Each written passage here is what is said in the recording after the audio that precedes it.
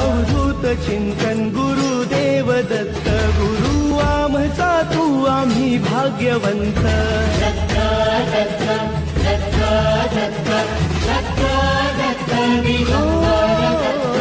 अवधूत चिंतन गुरुदेव दत्त, गुरु आमचा तू आम्ही भाग्यवंत. नसे जन्म मृत्यू नुरे काही खंत, न प्रारंभ मध्य नसे काही अंत.